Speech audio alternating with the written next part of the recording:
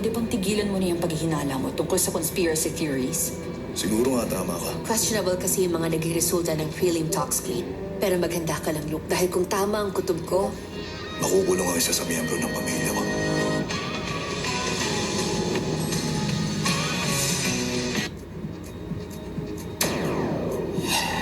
Una sa lahat,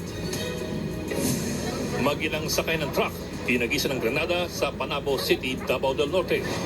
Sugatan ng lalaki habang patay ang kanyang nanay. Habang detalye kaugnay ng balitang yan, abangan maya-maya lamang. Magandang gabi, Pilipinas. Sa Frontline tonight. Pagsasanib puwersa ng Pilipinas, Amerika at France sa balikatan exercises, hindi raw paninindak sa China at sa iba pang umangkin sa teritoryo natin sa West Philippine Sea.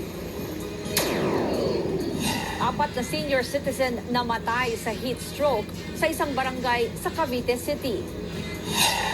52 degrees Celsius na heat index sa ilang probinsya sa Luzon, posibleng maranasan sa mga susunod na araw.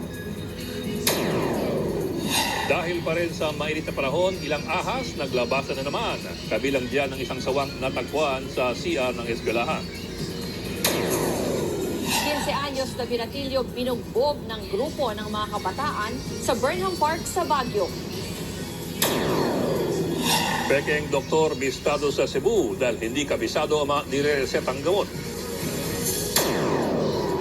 At P-pop girl group na BINI nagpabilib sa world stage.